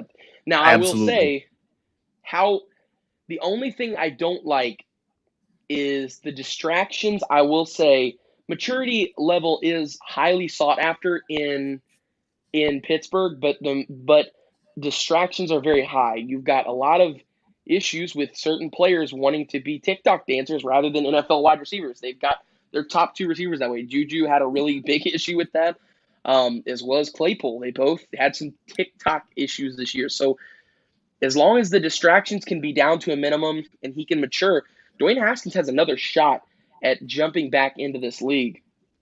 But, we'll see how that works. I will take the under on it because personally, I think Big Ben should have retired after this year. I don't even think he should be playing this next season, but he is. So good for you, Ben. I wish you the best, but he just looks washed. And I hate saying that because I don't want to say it, but he does. He just genuinely looks washed. When I watch him play, he was banged up, though. He was banged up. No, he definitely was banged up, but he's just banged up or not, he looks like a shell of his former self. Like the way he carries himself, the way he acts, his leadership skills, everything about him, in my opinion, just looked like a shell of what he once was. And I know he was banged up. I know he had some injury issues, but I think we witnessed a reshuffling of his wide receiver core this year, where Juju's going to drop down to their number 3 option. Claypool is probably going to be number 1. Deontay Johnson's probably going to be number 2, and Juju Smith's going to go back to the role where he will be most successful, and that is the number 3 receiver. And I think in the long term that will make him more successful in that offense. It will help that offense altogether. They drafted Najee Harris, who is built almost exactly the same as Le'Veon Bell. That's going to be fun to watch. But there again, we've talked about that too. Alabama running backs tend to take a couple of years to develop into the running backs we think they're going to be. I mean, it happened with Mark Ingram. It happened with Derrick Henry. I think it's going to happen with, with Najee Harris. The only exception was Eddie Lacy, and he just went opposite. He started off like a gangbuster and then ate himself out of the league. Right. Cheeseburger Eddie. But yep. Excuse me. Our final question here on the over-under, and it's a little bit of a gag question here. Brandon Combs and Torrey Anderson combined age 975.5 over-under. I'll start. I'm taking the over. Oh, absolutely. Take the over. I'm freaking immortal. I'm on YouTube, baby. I will live forever. I'm on YouTube on a couple of different things. So if you haven't check out my ESPN highlights. That is awesome. Did you ever see that? You saw the video? Yeah, I sent it to you guys. Didn't I? What was it? Oh, you have to look it up. Look up 2007 RPS. Or look up Antone the Shears Manum. That guy, that's the guy. Because when I went to Las Vegas and played the national championship for rock, paper, scissors, we were on ESPN. Are you serious? Like, you're not kidding when you say that you actually played in the national championship for? Yes, I was a nationally ranked rock, paper, scissors player, buddy. I always thought you were joking. Are you being 100% serious? You're not messing with me right now? Absolutely not. No. So, I got to sit with Trey Wingo was one of our announcers, and I got to sit and shoot the breeze with him for a while. Phil Roberts is. You're telling me Trey Wingo from Golic and Trey covers national rock paper scissors tournaments? Yes. I love that. I will be looking that up. I always thought you were messing with me. No. If you're being serious, that is the coolest thing I've ever heard in my entire life, and I love it.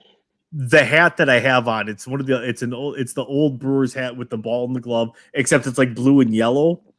And Trey, like I was just standing there, and Trey came up to me and he's like, "Dude, I freaking love your hat." And that was like the year of the Brewers. The Brewers had like a 10-game lead in the division. He's like, "They are killing it." Like we sat and talked about the Brewers for like 10 minutes, and then I was like, I don't think we got the pitching staff. I'm like, all that. I was going to take it to break, but we're going to keep it right here to talk about this a little more. Because I didn't know this. I always thought you were. I cannot. So, what's the strategy behind rock paper scissors? I'm baffled right now. Just give me the rundown of. I don't even know what I want to ask. Like, so right strategy? Here, there's your strategy right there. So right now, if we were going to do rock paper scissors, okay, let's do it right here, okay. You got to beat me best 2 out of 3, okay. It's hard to do with the leg, though. This is something we got to do in person. When I get to come down there, we're going to do it. We'll do it in person. We will broadcast it live. But okay, so what's the strategy behind it though? I gotta hear this. Literally, it's just like with the Guess Who. I look at you like I can tell almost after the first throw. I can almost guess what you're gonna throw. Okay, so I always throw one thing first. Okay, now I probably shouldn't be telling you this because we're gonna play whenever you come down. But right now, what do you think that is? Right now, because generally people like to throw rock on the first throw. It is rock. Are you And so, serious? yeah. So generally people throw rock. I will throw scissors probably never on a first throw. I will usually throw paper because most people will try to go rock right away. Then where do they go next? Well, a lot of times they will go right back to rock thinking that they're going to throw something else. So I will Dude, that either is throw what I throw paper. second. I'm telling you right now. I am Right. being 100% honest. I am not lying at all. I always go rock, and then whatever the person does the second time, I normally do, like, I expect them to go paper, so I always go scissors. I always go rock, scissors. Javi's good. I'm picking up Javi. Javi says he could be my agent when in Miami. That's it. We're going professional, baby. We are going professional rock, paper, scissors players. That is awesome. I cannot even believe that. I always thought you were messing with me. I'm not kidding. I really did. No. But So if you look up the video, the guy's alter ego was Antone the Shears Manum. The guy was he was a broadcasting major going to school in Kansas. Maybe it was Buck. But anyways, it was Buck. It was Buck. He had like his alter ego of Antone the Shears Manum. The guy was just a total douchebag because he was a broadcasting major. He was sucking up to ESPN so bad trying to get a job there. It was not funny. Like literally everybody at this competition hated this guy. Hated him. Did he win it? Like, no. He beat me in the round of 16. So there was 286 people in the tournament in Vegas, and I was down to the final 16. Is it best 2 of 3? Is it best 2 out of 3 or? Yeah, best 2 out of 3, 3 rounds. How long does this take? It probably can't take too long because I imagine 1, 2, 3, boom. Yep, it goes quick. I better say it's probably only like a 4-hour event, probably, right? Oh, it was long. It was a 3-day event. How? Because you had a lot of people and not a lot of room. It was the first time it was ever done on national TV. That's incredible. I love it. But hey, we're gonna jump. I just missed out on going to the national tournament 2 years in a row. Oh my God! But hey, we're gonna jump to break real quick. When we come back, we are gonna talk some NBA, and we will see you back in 2 minutes. Hey there, Mr. White T-shirt wearer dude. Mr. White Shirt Wearer, dude. Do you wear the same shirt every day? Same shirt every day. Do you do the same thing every day? The same thing every day. Don't you worry, Mr. White Shirt Wearer dude. Now with Man Hour merch, you can spice up your style each and every day. From hats to beanies to shirts. We got you covered, Mr. White Shirt Wearer dude. Shop at manhourradio.com. T-shirts start at $15. Shop today. Why, thank you, manhourradio.com, for this awesome merch. Hats, T-shirts, $15. You can't go wrong.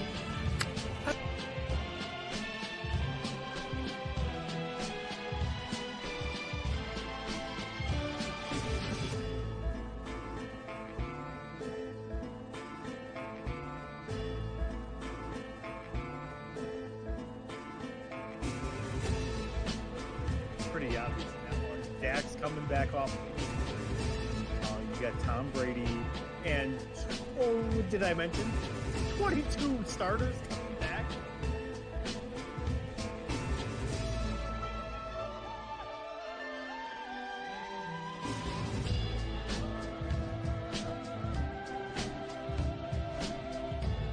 When I say Lamar Jackson is trash, I'm not saying he is the worst quarterback in the league. But he is definitely not the best quarterback in the league. When you say somebody is trash, it is It is based off the perception of the general public.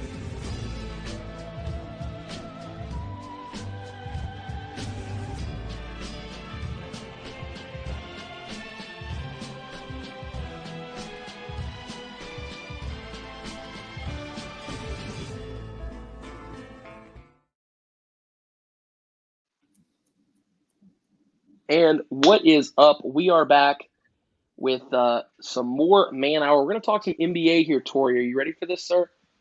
As long as we're not talking about the atrocity of a game that's going on right now. Oh my God! At the end of the third quarter, it's what, a 30-point game right now. The Bucks are getting smashed by the Nets. Awful. Tori, I hate to say this, man. I called out the Lions earlier. It's over. Sorry, Bo. It's now, over. This series is Bucks, over. Man, it's over. It don't look good, man. It does not look good. Even with Harden out, they're still throttling teams like this. So the Bucks can't hit a bucket right now. They cannot hit anything. I don't know what it is. They're struggling really bad. But with that being said, we're not going to talk about them. I do want to remind everybody though, at right at 9:45, we're going to start Shop Talk. So get all your questions, everything ready at 9:45. Be sure to drop those in the comments. We will get to every single one that we can. Right at 9:45, we will start that. We'll go to break, come right back, answer all your questions. So be sure to have those ready. But with that being said, our first one here, Tori. Now with LeBron and Luka out, who in the West will take out the Suns? I mean, probably it's going to have to be the Jazz. The Jazz are the only other team that are probably close enough to be able to compete with the Suns. And honestly, I still think the Suns are the better team. I mean, they are still very, very reliant on Donovan and Rudy to kind of carry the load on the offensive and defensive end for that team. I just think that the Suns are just too complete. They have the point guard, which is, I can't even explain how invaluable he is to that Phoenix Suns team, where he has turned Phoenix from that team that nobody wanted to play for into, man, him and Devin Booker. That's probably the best 1-2 punch in the league for a backcourt. So honestly, I agree 100%. The Jazz have the best chance.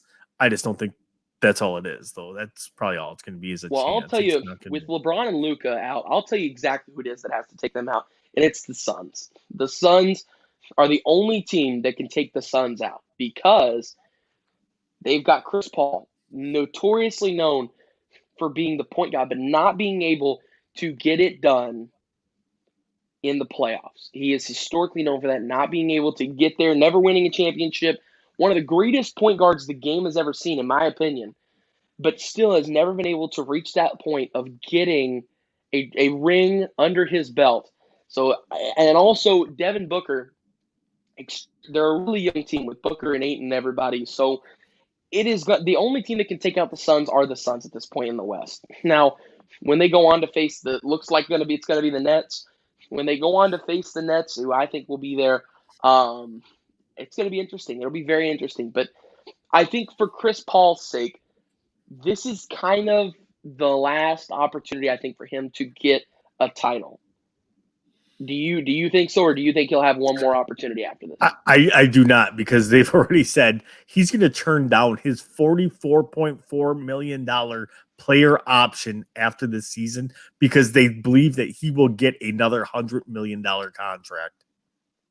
He has 2 or 3 years good left in him yet. The man is 36 years old and still balling like he's 21. Yeah, the guy he's an enigma compared to the rest of the. But now switching to another West team. The Nuggets here. And the Nuggets are pretty interesting because they're a contender here in the West, but it seems like they are not quite to the Suns level yet. But with that being said, if the Nuggets had Jamal Murray, who had the knee injury earlier in the year, put him out for the rest of the year, do you think they would be the title favorite right now? No, I still think it would be the Suns, although I would say that the winner of that series probably is the winner of the Western Conference then at that point. But I still think the Suns are still the best team. Joker's probably the MVP of the league. If I had a vote, he would have my vote this year. and Jamal Murray, if they would have had him, would have made that series much more tighter. They are still not as balanced. I shouldn't say they're not as balanced. Because they are a balanced team, but they're not as deep, I don't think, as the Suns are. The Suns are an extremely deep team. Yeah. So it's at that point, it comes down to your second units, who's scoring and who's defending when your second units are out there. And I think that the Suns' second unit, it could be better than some teams starting five. Yeah, and I'll go ahead and say, I think with Jamal Murray in there, I think it would be definitely a better team, of course, because he is a great talent. He's a really good player. I was really upset when I saw him go down. He is one of those guys that's just a likable NBA player. He's like Devin Booker. You can't dislike the guy. He's just a really good player. That's a lot of fun to watch play. And I was very upset whenever I saw him go down. It was not anything that was fun to watch. Of course, you hate to see the stars go down like that, but it's part of the game. It is absolutely part of it. So I think with him out on the court, I think they would have a better shot at it. But like you said, the Suns are a deep roster. They are a great roster at that to add to it as well. They've got arguably the best center in the league right now in Joker. Frank the Tank? I think that's right. Frank the Tank Kaminsky, right. But yeah, no, and I think it would definitely help out. But man, the Suns look really good right now. I am super impressed with everything that they are doing. But with that being said, we're going to hop to our final break here, and we will be back in 2 minutes to have Shop Talk. So be sure to comment all of your questions now. We will get to every single one that we can to answer sports-related questions. And yeah, we will see you back in 2 minutes for some Shop Talk. What is your name? What? What is your name? Fuck. Where did you get that shirt?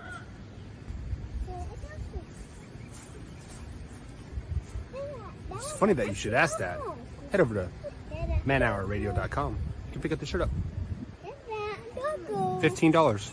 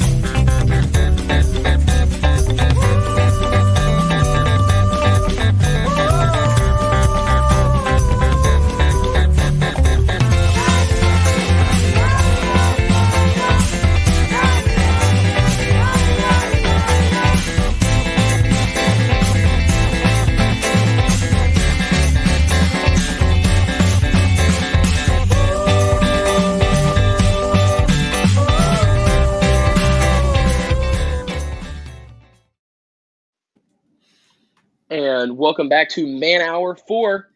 You guessed it. You see it right there, Shop Talk. We're going to get to all your questions that we can before we end the show here in a short 15 minutes.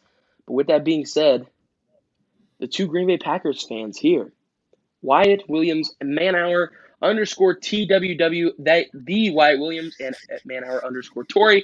So with that being said, we are waiting for your questions to roll in. Go ahead and comment any questions that you have.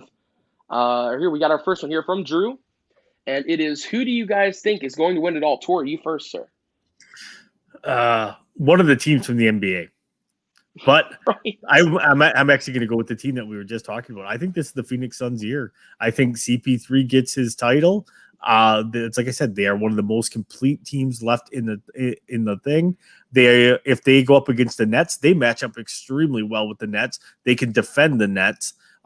If they were to go up against the Sixers, they match up well with the Sixers because they will be able to shoot the Sixers out of the gym. So honestly, I think right now is if it's going to be the Phoenix Suns. I think the Phoenix Suns will beat the Utah Jazz in the conference finals, and my prediction for the finals will be the Sixers and the Suns will take them down. Yeah, and I'm following suit with you there. I do think this is the Phoenix Suns year. I thought it was going to be the Nets until I saw James Harden went out. They're missing a really big piece there, so I have to agree with you. I think that this is the year. And then we got a question coming here from Javier Gonzalez, and it says Miami Dolphins will make the playoffs. This guy, I assume he's talking about this coming year, Tori. Your opinion? Hashtag fact. Hashtag Dolphins big play. We lost Wyatt Williams again. Gotta love his internet issues. But yes, Javi, I am deep down. I am a huge fan of the Miami Dolphins as well. I've watched them struggle for years after Marino was gone. I think this is the year that they really take that big step forward. They become the team that we all think that they should have been, the last couple of years. So I really like Flores as a coach. I think Tua takes a step forward. They have one of the most lethal wide receiving cores in all of the NFL. They've got the running game lined up. They probably have the best tandem of corners in all the league with Xavier Howard and Byron Jones. So again, a defense like I talked about earlier about having elite playmakers on all three levels. Yes, they have the Miami Dolphins defense has that as well. Yeah, no, and I agree with you there as well. I do think Miami will make it. I think it all depends on how Tua does this year, though. I mean, Tua is a guy who I think didn't really get his shot last year.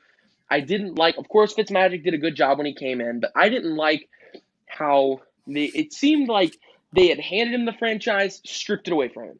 Handed it to him, stripped it away from him. And I didn't really like the way that they handled his rookie year for him. So, I mean, I think, like I said, I think it depends on how he handles. If he has a sophomore slump, is really what I'm kind of getting at here. What they tried to do was, you're too young to remember this, but when Steve McNair came into the league, when he was with the Oilers, they kind of did the same thing. They would only put him in spot duties. They never really put him in a ton of high pressure situations. But it was weird how they were kind of breaking him into the league. So I think that's kind of what the Dolphins are trying to do with Tua. And since it hasn't been done for so long, like a lot of people don't realize that it has been done before. So it was trying to build the kid's confidence and not try to break it, kind of thing where people are like, well, you're not letting him get any consistency. You're pulling him out. How is that building his confidence? It's putting him in situations for him to succeed. And then our next question comes here from Drew. He says, since the White Sox are at number 3 in the power standings, talking, not talking about, is that where Hoffy had him? 3? Yeah, Hoffy had him at 3. No, the only time you're screwed is if you're number 1 or 2. If you're 1 or 2, that is the kiss of death from Hoffy. It is. Because everybody he puts there goes on an awful losing streak. It's the Rays and the Giants, right? Now, the Giants are really screwed because not only did he put him at 2, but during his power rankings, he had a Giants hat and shirt on. So the Giants are like triple screwed now. Like it's bad. They're going to lose like 40 straight. Like it's going to be bad. Then they'll lose like 10 straight. Buster Posey will get hurt. Johnny Cueto's arm's going to fall off mid-pitch. Right. I think we need to notify somebody now, like Vegas, everybody, about the Hoffy curse. It's real. Absolutely. It is genuinely real. And that's another thing I really love about baseball too is I think the baseball has such a way of having these curses and they seem so real. I love that about the game of baseball is that the curses that are involved in that stuff. Like you got the curse it was called the curse of the Bambino, right? Whenever Babe Ruth left, the Red Sox went to the Yankees. Just these curses are awesome, and I love how it's curse of the goat for the Cubs. Yeah, yep, curse of the goat. Then we got this one here. Drew also asked, but he had the Red Sox at 3 to begin the season. They lost 10 straight. Yeah, I mean, hey, but it could be. in our defense, he didn't have them there at the beginning of the season. He had them there when they got good. He had said that he thought they were going to be terrible this year. So when they lost 10 straight, that wasn't really a surprise because they're a team that's not supposed to be good this year that is still playing well. Yeah, no, and I think that really anybody that's top 5 is going to struggle a little bit, especially those top two on that. But like I said, any questions you guys have, drop them down below. Javier says, "Yeah, Miami Marlins, LOL." Yeah, because he had him in their top, didn't he? No. I think they made it. I take that back. They made it 1 week. I think that they were in the top 10, and it might have been like the first or second week of the season that they were there. But the NL East started off so bad it wasn't even funny. So maybe if they were leading the division at that point, but I don't know. The NL East is just I can't figure it out. Like the only team over 500 right now is the Mets in that division, and like that was supposed to be the best division in baseball, probably. That or the NL West, which the NL West is turning out to be way better than we even thought. We thought that was going to be a 2-horse race, and it's a 3-horse race right now.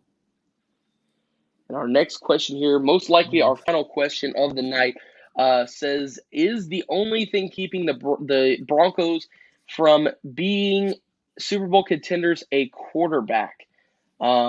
No, I don't think so. I mean, of course, every team that struggles at the quarterback position, if you add that quarterback, it's going to help you. You know, let's say they did get Aaron Rodgers. I think Aaron Rodgers does add a couple of wins their season, but I think they have more issues like their wide receiver. I feel like they have the most overrated wide receiver core in the league. Courtland Sutton is not as impressive to me as everybody makes him out to be. He's still a good wide receiver. I just don't think he's as great as everybody makes him out to be.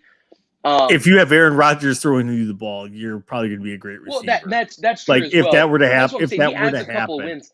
But I think no matter what, I think the biggest reason why we're going to see the Broncos struggle so much in the next couple of years is look what's around them. I mean, Patrick Mahomes is over in Kansas City, that with that incredible team that just won a Super Bowl and then went to a Super Bowl on back-to-back years. Then you look to the west of you, you've got Justin Herbert, an up-and-coming quarterback with a ton of weapons there with the Chargers. They've got a ton of great defensive weapons as well for the Chargers. So I don't necessarily think that they're a quarterback away from being a contender, but especially if they – here's the biggest problem I have too. If they were to move on Aaron Rodgers, they're going to have to give up so much that I think it makes them even further from being a contender. Like, yes, it's great you have Aaron Rodgers, but if all you have is Aaron Rodgers, you're not going to be able to win a ton of games. Nothing against, and that goes with any quarterback. If you threw any quarterback onto this team and took away 3 or 4 assets, they're going to struggle because you need those assets to succeed as well. So I think it all depends on how they get their quarterback as well as their division to see how they will either succeed or struggle. See, and I do think that they're only a quarterback away. Courtland Sutton is a good receiver. They have a great defense. They have good running backs.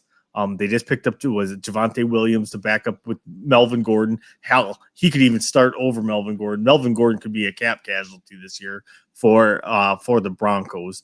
I think that they do have the weapons that they do just need. They are a quarterback away. If they could swing there again, like everybody talks about Aaron Rodgers to Denver, I think the more likely scenario would be Deshaun Watson to Denver, because if the Packers are going to stand fast in whatever Aaron decides he's going to do, I think that the Packers stick to their guns. I think Houston crumbles first just because nobody wants to be there anyways. And I do think that John Elway would give up that kind of stuff to have a quarterback of the future for the next 10 to 15 years with Deshaun Watson.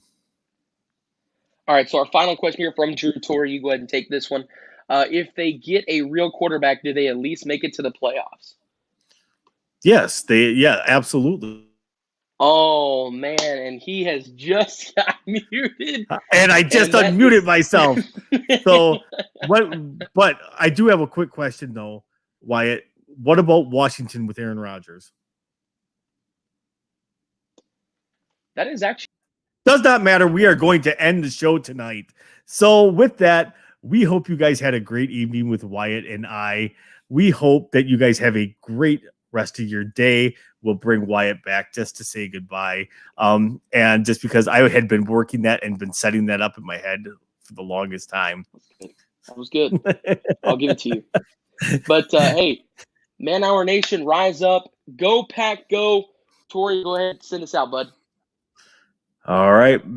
Man Hour Nation, rise up.